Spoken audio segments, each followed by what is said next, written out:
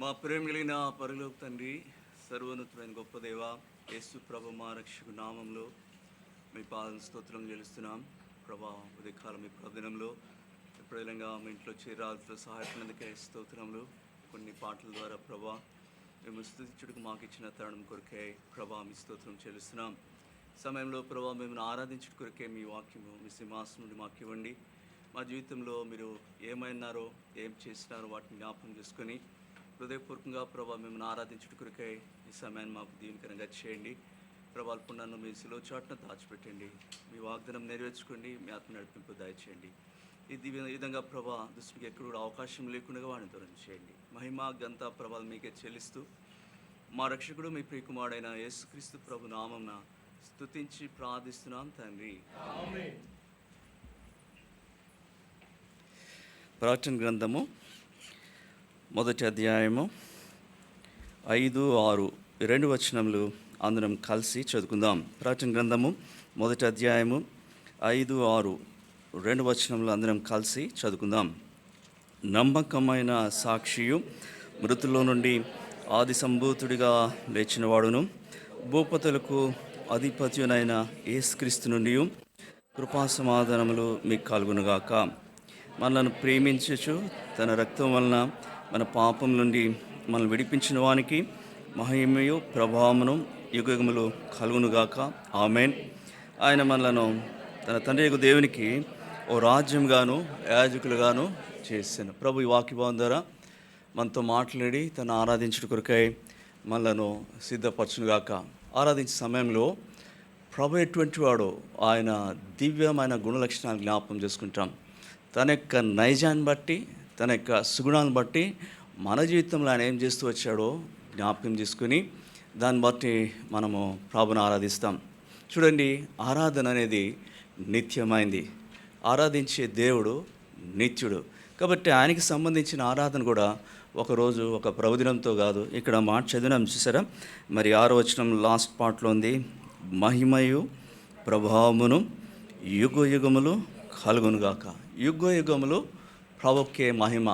ఆరాధన ద్వారా దేవుని బిడ్డలంగా సంఘంగా ఆయనకు మహిమ తెచ్చేవారు ఉంటాం.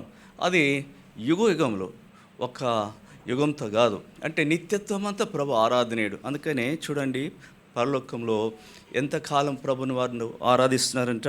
ప్రకటన గ్రంథం 4వ అధ్యాయం, ప్రకటన గ్రంథం 4వ అధ్యాయం 8వ వచనం. ఆ 4 జీవులలో ప్రతి జీవికి 6 రెక్కలు ఉండెను. అవి చుట్టూను రెక్కల లోపటను కనులతో నిండి ఉన్నవి. అవి భూత వర్తమాన భవిష్యత్ కాలంలో ఉండు సర్వాధికారియగు దేవునకు ప్రభువు పరిశుద్ధుడు పరిశుద్ధుడు పరిశుద్ధుడు అని మానక రాత్రింబగళ్ళు చెప్పుచుండెను. చూసారు, రాత్రింబగళ్ళు మానక యుగ యుగంలో, అంటే దానికి ఇక ముగింపు అనేది లేదు. కనుక ఆరాధన మనం కలిగి ఉండే ప్రతి ఆత్మ సంబంధమైన కార్యం కంటే ముఖ్యమైనది, ప్రథమైంది. ఎందుకంటే worship is about God. God is eternal. Likewise worship is also eternal. ప్రార్థన అంటే అది కేవలం లోక సమయం. It's about us, it's about our problems, it's about our requirements. Man is mortal, that's how the scope of prayer is limited, where the scope of worship is unlimited. It's everlasting. కనుక ఆరాధన ప్రభుకు అత్యంత ప్రియమైంది. ఇక్కడతో ఆగదు, పరలోకములు కూడా యుగంలో ప్రభుని ఆరాధించే వరంగా ఉంచున్నాం. చూడండి, 2 వచనాలు చదివినాము, 5వ వచనం, 6వ వచనం. 5వ వచనంలో ప్రభు, మనం ఆరాధించే ప్రభు ఎటువంటి వాడు అయినాడో 3 విషయాలు ఆయన గురించి చెప్పబడ్డాయి. 6వ వచనంలో ఆ ప్రభు మన జీవితంలో జరిగించిన 3 కార్యాల గురించి చెప్పబడ్డాయి. వీటిని జ్ఞాపకం చేసుకొని క్లుప్తంగా ఆరాధన కొరకై సిద్ధపడదాం. చూడండి, యోహాను రాసిన ప్రకటన గ్రంథం 1వ అధ్యాయం 5వ వచనం. నమ్మకమైన సాక్షియు, మృతులో నుండి ఆది సంబుద్ధుడిగా లేచిన వాడును, భూపతులకు అధిపతి అయిన యేసుక్రీస్తు నుండి కృపా సమాధానములు మీకు కలుగునుగాక. మన ప్రభు ఎటువంటి వాడు అంటే నమ్మకమైన సాక్షి. నమ్మకమైన సాక్షి. 3వ అధ్యాయం రండి, ఇంకో మాట చెప్పబడింది అక్కడ. ప్రకటన గ్రంథం 3వ అధ్యాయం 14వ వచనం. లవోదికీయులో ఉన్న సంఘపు దూతకి ఇలా వ్రాయము, ఆమె నన్నువాడును నమ్మకమైన సత్యసాక్షి. నమ్మకమైన సత్యసాక్షి, ఫెయిత్ఫుల్ విట్నెస్. చూడండి, కనుక మనం ఆరాధించే ప్రభు నమ్మకమైన సత్య సాక్షి. ఇలాంటి దేవుని మనం ఆరాధిస్తాం. చూడండి, సాక్షులుగా బైబిల్ గ్రంథంలో పాత నిబంధనలో దేవుడు ఇశ్రాయేల్ ప్రజలను తనకు సాక్షులుగా ఏర్పరచుకున్నాడు. చదవండి ఆ మాట, 43వ అధ్యాయం, యెషయా గ్రంథము 43వ అధ్యాయము 10వ వచనం. అక్కడ వారిని తనకు సాక్షులని వారిని పిలిచాడు. యెషయా 43:10.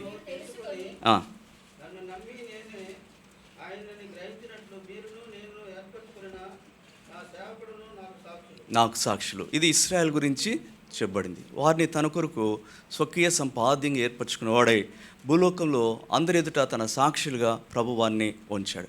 క్రొత్త నిబంధనలో సంఘంను రక్షించబడిన వారిని ఆయన తనకు సాక్షులుగా ఏర్పరచుకున్నాడు. చదవండి, అపొస్తలుల కార్యములు 1వ అధ్యాయము 8వ వచనం. అపొస్తలుల కార్యములు 1వ అధ్యాయము 8వ వచనం.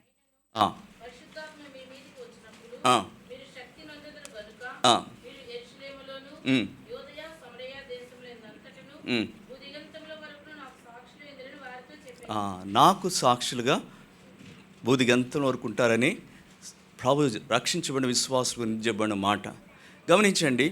పాత నిబంధనలోని ఇశ్రాయేలు వారు సాక్షులు అయినప్పటికీ, క్రొత్త నిబంధనలో దేవుని బిడ్డలుగా మనము ఆయన కొరకు సాక్షులు ఉన్నప్పటికీ అండి, వీఆర్ నాట్ ఫెయిత్ఫుల్ విట్నెసెస్. నమ్మకమైన సాక్షులం అయితే మనం కాదు. పలుమార్లు తప్పిపోతాం, పలుమార్లు అపనమ్మకస్తులుగానే ఉంటాం. సాక్షులు ఏర్పరచుకున్నాడు, నియమించాడు, కానీ ప్రభువులే నిత్యము నమ్మకమైన సాక్షులు ఉండలేం. ఇశ్రాయేలు కూడా పలుమార్లు తప్పిపోయినారు. అయితే మనం ఆరాధించే ప్రభు ఆయన ఎల్లవేళలా ఆయన నమ్మకమైన సాక్షి అంటున్నాడు. సాక్షి అంటే ఏంటి? ఒక సాక్షి ఏం చేస్తాడు? ఒక విషయాన్ని వెలుగులోకి తెస్తాడు. మరుగైన దానిని ఇది ఇట్లా జరిగింది ఇలా అని చెప్పి చెప్తాడు, చూపిస్తాడు. దాన్ని అలా చూపించే వారిని ఏమంటారు? సాక్షి అంటారు. ప్రభు అట్లా చూపించడానికి వచ్చాడు, మరుగైన దాన్ని చెప్పడానికి వచ్చాడు. పిలాతు ముందు నిలబడి నేను రాజునే, సత్యం గురించి సాక్ష్యం ఇచ్చుటకు, సత్యం అంటే వాళ్ళకి తెలియదు కాబట్టి సత్యం గురించి సాక్ష్యం ఇచ్చుటకు పుట్టాడు. అంతేకాకుండా సత్యం ప్రకటించడే కాదు, సత్యవంతుడైన దేవుని చూపించే సాక్షిగా కూడా ప్రభు ఉన్నాడు. చూడండి, అందుకని అన్నాడు, అసలు నన్ను చూస్తే చాలు, మీరు ఎవరిని చూసినట్టు? నా తండ్రిని చూసి. నన్ను ఎరిగితే చాలు, మీరు ఎవరిని ఎరిగినట్టు? చదవండి, యోహాను సువార్త 14వ అధ్యాయము 7వ వచనం. యోహాను సువార్త 14. మీరు నన్ను ఎరిగి ఉంటే నా తండ్రిని ఎరిగి ఉందురు.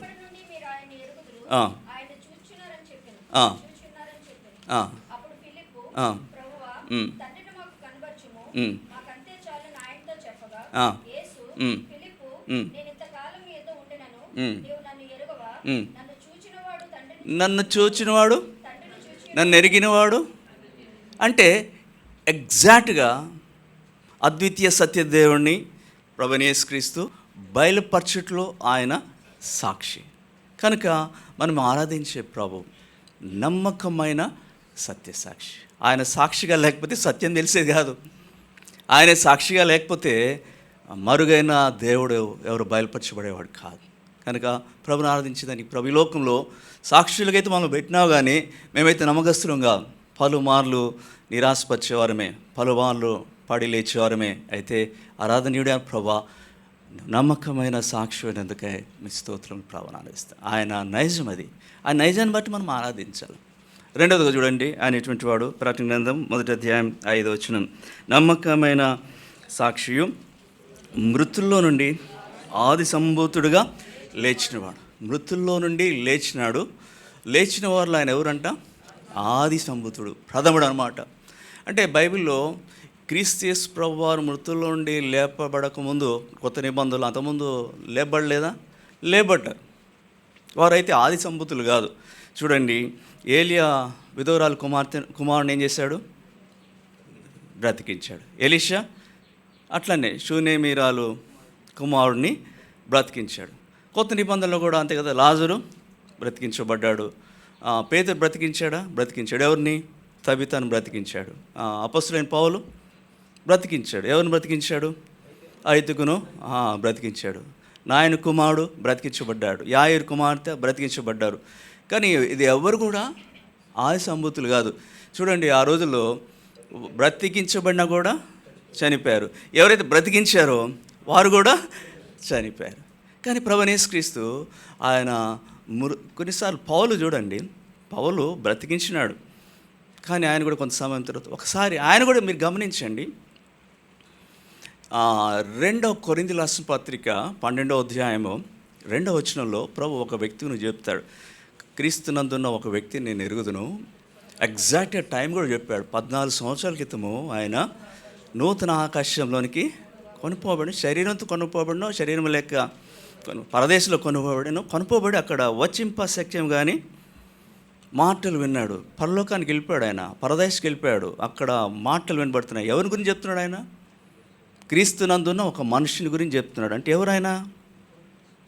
ఆయనే. తన పేరు చెప్పలేదు అక్కడ. అంటే ఏమైనాడు ఆయన? ఎప్పుడు వెళ్ళాడు? ఆ సంఘటన ఎప్పుడు జరిగింది? ఎగ్జాక్ట్గా 14 years బ్యాక్. అది దాని సంఘటన గురించి బైబిల్ పండితులు ఏమంటారంటే, అపోస్తలుల కార్యములు 14వ అధ్యాయంలో 19-20 వచనాలు జరిగిన సంఘటన ఏంటంటే, పౌలు చంపేశారని చెప్తారు.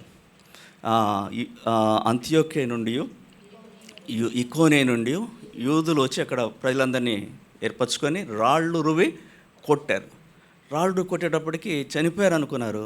ఆ బాడీని ఏం చేశారంటే పట్టణమునకు కుక్కని ఈడ్చుకుంటూ వెళ్ళిపోయారు. అక్కడ పడేసి వెళ్ళిపోయారు. ఇక అయిపోయాడు పని, అయిపోయి ఉండొచ్చు కూడా. అప్పుడు జరిగిన సంఘటన ఏంటంటే, శిష్యులందరూ కూడా బాడీ చుట్టూ నిలబడ్డారు. నిలబడి ఏం చేస్తారు? ఏం చేస్తుంటారు? నిలబడి బహుశా ప్రార్థన చేశారేమో. నిలబడిన తర్వాత అకస్మాత్తుగా చనిపోయాడు అనుకున్న వ్యక్తి లేచి పట్టణంలోకి, అలా అద్భుతాలు దేవుడు చేయొచ్చు. ఎందుకు? మొన్న ఆదివారం నేను విజయనగరం పరిచయకు వెళ్ళాను. మధ్యాహ్నం దైవ సేవకుడు ఇలాంటి సంఘటన చెప్పాడు. నేను చాలా ఆశ్చర్యపోయాను. ఇక్కడ దైవ సేవకుడు ఆయన నాతో మాట్లాడుతూ తన టెస్ట్ మనీ షేర్ చేసుకున్నాడు రూమ్లో. బ్రదర్, నా పరిస్థితి కూడా అంతే. ఆయన సేవకు పిలువబడినప్పుడు తర్ఫీదులో ఉన్నాడట. తర్ఫీదులో ఉన్నప్పుడు ఆయనకు టీబీ అటాక్ అయింది. టీబీ అటాక్ అయితే బాగా ముదిరిపోతే ఆయన ఇంటికి ట్రీట్మెంట్ కోసం ఇంటికి పంపించారంట. ఇంటికి పంపిస్తే విజయనగరంలో ఒక పెద్ద డాక్టర్ దగ్గర ఆయన ట్రీట్మెంట్ ఇచ్చారు. చాలా రోజులు ట్రీట్మెంట్ చేసిన తర్వాత ఇక లాస్ట్ స్టేజ్కి వచ్చాడు.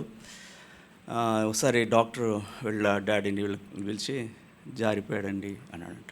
జారిపోయాడంటే అర్థం ఏంటి? వైజాగ్ షిఫ్ట్ చేద్దామా అన్నారంట.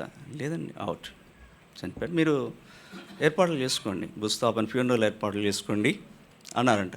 అనగానే ఇక వాళ్ళు అవసరమైన అరేంజ్మెంట్ చేస్తున్నారు, అందరిని పిలిపించుకోవటం ఇక దానికోసము. అందులోకి వాళ్ళ నాన్నగారికి ఒక తలంపు వాక్యం గుర్తొచ్చిందంట. యాయర్ కుమార్తెను ప్రభు ఏం చేశాడు? బ్రతికించాడు కదా.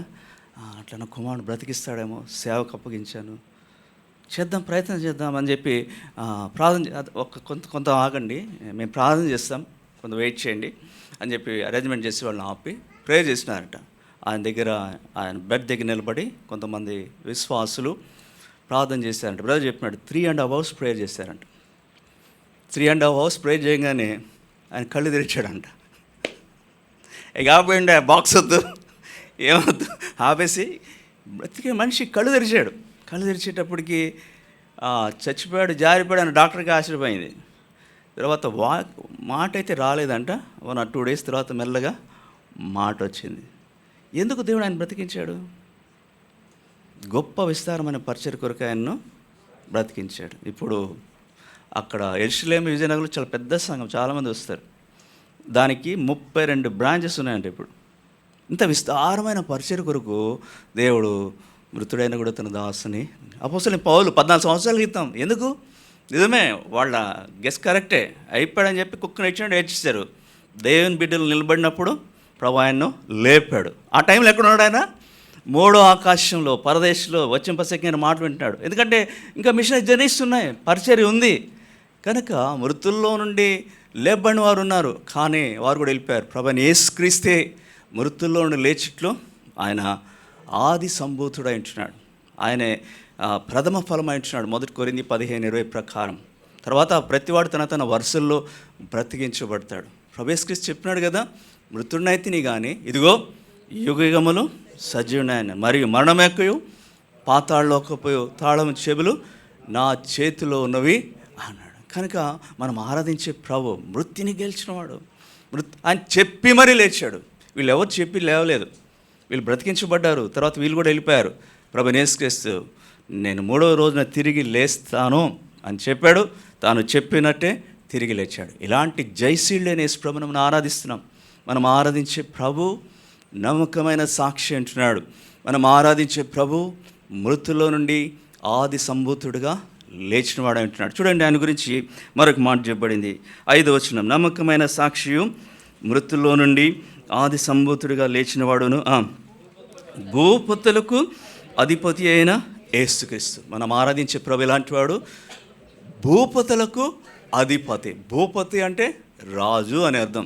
అంటే రాజులకే అధిపతి. అంటే ఒక మాటలో చెప్తే ఆయన సర్వాధిపతి. ఆ మాట అంటే సర్వమంతుడిగా ఆయన అధిపతి, సర్వాధిపతి. మీరు చదవండి ఆ మాట. 1 తిమోతి 6వ అధ్యాయం, తిమోతి రాసిన మొదటి పత్రిక 6వ అధ్యాయము 15వ వచనం.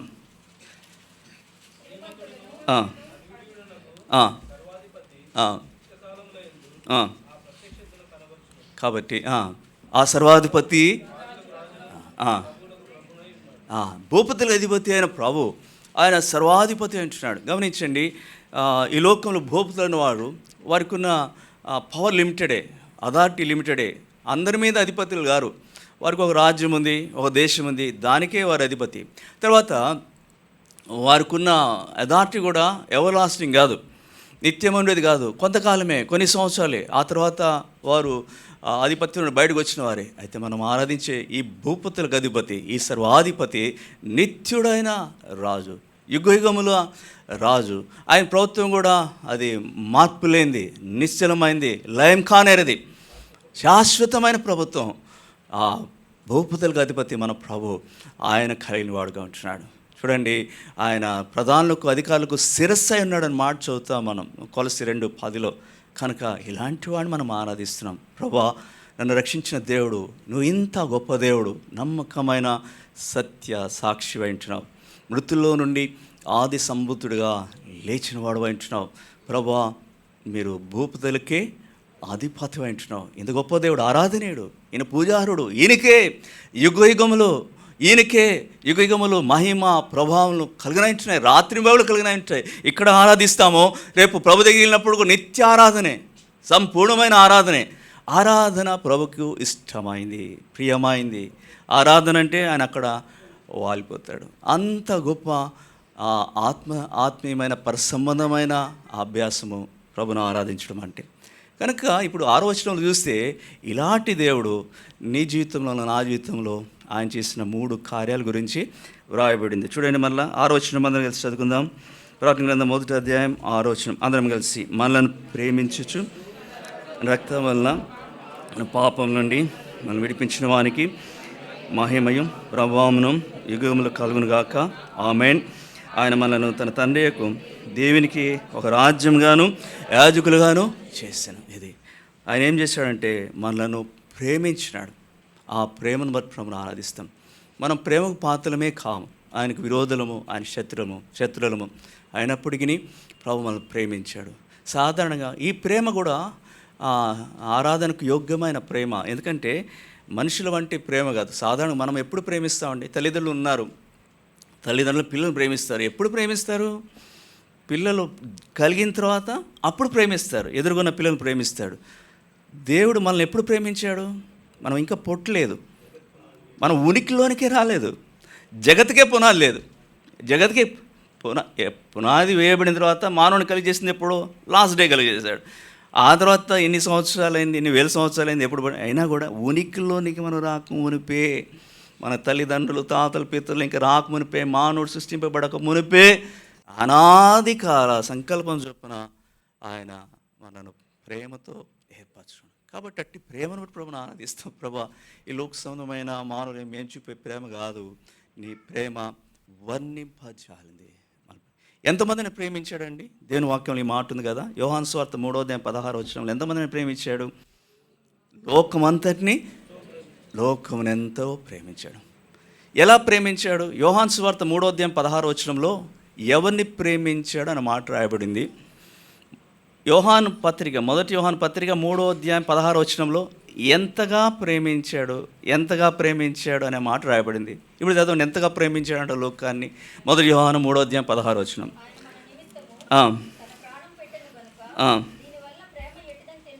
ప్రాణం పెట్టినంతగా ఆయన మనం ప్రేమించాడు. అదే కదా, అంతకంటే ఇంకేమైనా ఉందా పెట్టగలిగింది? బంగారం ఇచ్చేదానికన్నా, వెండి ఇచ్చేదానికన్నా, ఆస్తిపాస్తులు ఇచ్చేదానికన్నా అన్నిటికంటే ముఖ్యమైనది ఇవ్వగలిగింది ఏంటి?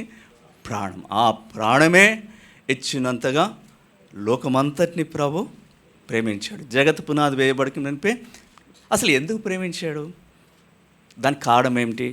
మొదటి యోహాను 4:10 మనము దేవుని ప్రేమించితమని కాదు, తానే మనల్ని ప్రేమించి మన పాపములకు ప్రాయశ్చిత్తమైనటకు తన కుమారుని పంపెను.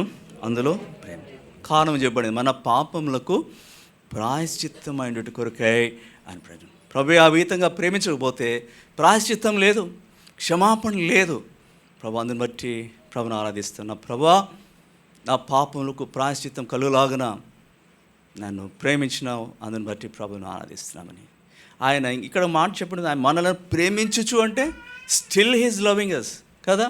నిన్న ప్రేమించాడు, నేడు ప్రేమిస్తున్నాడు, రేపు భవిష్యత్తులో కూడా ఆయన నైజం, అది ఆయన ప్రేమ స్వరూపి. కనుక ఇలాంటి వాడు మన ఆరాధనీయుడు.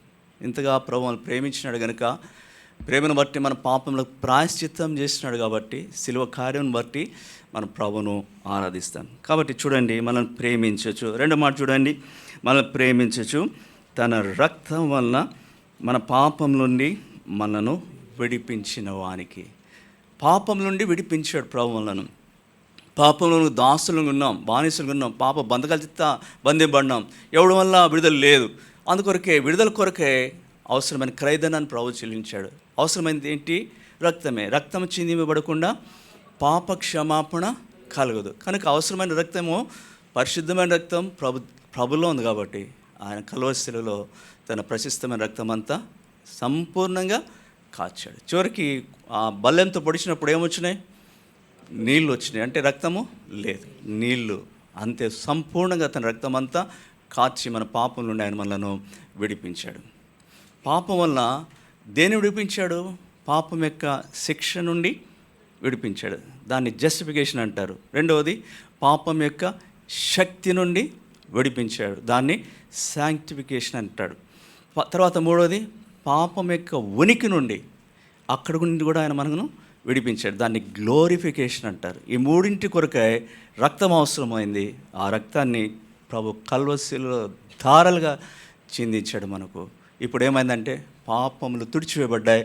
పాపం నుండి ప్రభు మనల్ని విడిపించినాడు. అందుని బట్టి ప్రభుని ఆరాధిస్తాను. కనుక ప్రేమించను, తన రక్తం వలన పాపం నుండి విడిపించిన వారిని ప్రభు హెచ్చించాడు మనలను. ఎంతగా హెచ్చించాడండి? ఆయన మనల్ని ఏదిగా చేస్తున్నాడంటే, ఇప్పుడు చూడండి, ఆయన మనలను తన తండ్రి దేవునికి ఓ రాజ్యంగాను యాజకులుగాను చేసిన. అద్భుతం కదా ఇది. మీరు గమనించండి, పాత నిబంధనలో కొత్త నిబంధనలో ఈ కాన్సెప్ట్కి తేడా ఉంది. పాత నిబంధనలో ఒక వ్యక్తి ఈ రెండు ఆఫీసెస్లో ఉండలేడు. ఉంటే అన్న రాజుగా ఉండాలా, లేకపోతే యాజకుడిగా ఉండాలా. యాజకుడు అయినవాడు రాజుగా లేడు, రాజు అయినవాడు యాజకుడు. ఎవరు పడితే వారు యాజకత్వం చేయడానికి లేదు. ఎవరు చేయాలా? పాత నిబంధనలో కేవలము లేవి గోత్రికులే, అహరోను సంతతి వారు మాత్రమే. మిగతా వాళ్ళు చేస్తే ఒప్పుకోరు. రాజు ఒకసారి ఉజ్జియా 2వ దినవృత్తాంతంలో 28వ అధ్యాయంలో చూస్తే, ఉజ్జియా ఏం చేశాడు? లోపలికి వెళ్ళి అక్కడ ధూపం వేస్తుంటే యాజకులందరూ కూడా వచ్చి ఆపేశారు. రాజా, నువ్వు చేయకూడదు, ఇది యాజకుల పని, నువ్వు ద్రోహం చేస్తున్నావు అని చెప్పి ఉజ్జియాని అక్కడ నుండి అప్పటికే ఆయనకి ఏమైంది? వచ్చేసింది, తరం వేశారు. అంటే పాత నిబంధనలో యాజకత్వం వేరు, రాజత్వం వేరు. ఇద్దరు ఒకే వ్యక్తి రెండు చేయడం లేదు. ఉంటే నువ్వు యాజకుడిగానే ఉండాలా, లేకపోతే రాజుగా ఉండాలి. దేవునికి స్తోత్రం. సిల్వ బలియాగం ద్వారా క్రీస్తు ప్రభు మనల్ని రక్షించిన తర్వాత ఇప్పుడు రెండింటినీ ఒక వ్యక్తికి, ఒక విశ్వాసకి ఇచ్చాడు. రాజుగా చేశాడు, యాజకునిగా చేశాడు. రాజుగా ఉండటం వల్ల ఎట్లా చేసినాడు మనల్ని? ఆయన అంతవరకు దాసుగున్నాం, పాపానికి దాసత్వం నుండి విడిపించాడు. స్వతంత్రంగా జీవించడానికి అవసరమైన రాజుకి ఏముంటుంది? అధికారం ఉంటుంది. అధికారం ప్రభు మనకి ఇచ్చాడు, పాపం మీద అధికారం ఇచ్చాడు. రేపు లిటరల్గా రేపు మనం రాజ్యం చేయబోతున్నాం. ఎప్పుడు చేయబోతున్నాం? మిలేనియంలో ప్రభు మన రాజులుగా చేస్తాడు. చూడండి, ఆ మాట చదవండి. ప్రకటన గ్రంథం, దానియేలు గ్రంథం 8వ అధ్యాయం అనుకుంటాను. మహోన్నతుని పరిశుద్ధులే రాజ్యాధికారము చేదురనే మాట 7వ అధ్యాయం, దానియేలు గ్రంథము 7వ అధ్యాయము 27వ వచనం. ఆకాశమంతటి క్రిందనున్న రాజ్యమును, అధికారమును, రాజ్య మహాత్యమును మహోన్నతుని పరిశుద్ధులకు చెందును. ఆయన రాజ్యము నిత్యము నిల్చును. చూసారా, మహోన్నతిని పరిశుద్ధులు ఎవరైతే రక్షించబడ్డారో, సంఘంలో చేర్చబడ్డారో వారు చేస్తారు యేసు ప్రభుతో కూడా ఈ భూమి మీద 1000 ఏళ్ల పరిపాలనలో. రాజ్యాధికారం అంటే మనం పరిపాలన చేయబోతున్నాం, లిటరల్గా చేయబోతున్నాం. అద్భుతం కదా. ప్రభు మనల్ని రాజుగా చేశాడు, అట్ ద సేమ్ టైం యాజకులుగా కూడా చేశాడు. ఒకప్పుడు యాజకత్వం అనేది, సేవ అనేది కేవలం పాత నిబంధనలో లేవి గోత్రమునికే. కొత్త నిబంధనలో ఆ కాన్సెప్ట్ లేదు. కొత్త నిబంధనలో రక్షించబడిన ప్రతి సహోదరుడు యాజకుడే, ప్రతి సహోదరి యాజకురాలే. దీంట్లో కాకపోతే ఫుల్ టైం, పార్ట్ టైం అంతేగాని ప్రతి వాడిని, రక్షణ పొందిన ప్రతి వాడిని రాజుగా ఉండటంతో పాటు యాజకునిగా, సేవకురాలుగా ప్రభు నేను ఫుల్ టైం పిలిస్తే ఫుల్ టైం మినిస్టర్, లేకపోతే పార్ట్ టైం, ఏ సమయంలో నీకు ఇచ్చిన దాన్ని బట్టి ప్రభుని సేవించే ఆధిక్యత ఇచ్చాడు. యాజకుడికి ఏముంటుంది? యాజకుడికి యాక్సెస్ ఉంటుంది దేవుని సన్నిధికి వెళ్ళటానికి. అందరము పాత నిబంధనలో ఆ యాక్సెస్ ఒక లేవి గోత్రులు ప్రధాన యాజకుడు ఉండేది. ఆయనే వెళ్ళాడు, ప్రజల తరపున వెళ్ళేవాడు, విజ్ఞాపన చేసేవాడు, బలి అర్పించేవాడు. రక్షించబడిన తర్వాత ఆ అధికారము, ఆ ప్రవేశము మనకు యాజకుని ఉండవలసిన బాధ్యత ప్రభు మనకి ఇచ్చాడు. ఆయన సన్నిధిని ధైర్యంగా ప్రవేశించే యోగ్యత ప్రభు మనకి ఇచ్చాడు. విజ్ఞాపన చేసే యోగ్యత మనకి ఇచ్చాడు. కృపాసనం ఎందుకు ధైర్యంగా వెళ్ళే పరిస్థితి ప్రభు ఇచ్చాడు. ఆయన నామంలో సేవించి ఆత్మసంబంధం బలర్పించి యాజకత్వం ప్రభు ఇచ్చాడు. కాబట్టి ప్రభు మనకిచ్చిన హెచ్చింపేది రాజులుగాను యాజకులుగాను చేశాడు. వాస్తవం పాత్రలుగాము కేవలం అల్పులము, పెంట కుప్ప మీద పడిన నీచుల వంటి వారం. అలాంటి వారిని ప్రభు ప్రేమించినాడు, తన రక్తం వలన విడిపించి రక్షించినాడు, రాజులుగా యాజకులుగా చేశాడు. కాబట్టి ప్రభు ఆరాధనీయుడు కనుక ఇటువంటి వాడో 5వ వచనంలో ఆయన గురించి 3 విషయాలు చూసినాం. 6వ వచనంలో ఆ గొప్ప దేవుడు మన జీవితంలో జరిగించిన 3 విషయాలు గమనించుకొని ఆయనకు యుగయుగములు ఆరాధనీయుడు కాబట్టి మనకు ఇవ్వబడిన ఈ అనుభవాన్ని బట్టి వ్యక్తిగతంగా రక్షణ పాత్రనెత్తి ప్రభును స్తుతించి ఆరాధిస్తాం.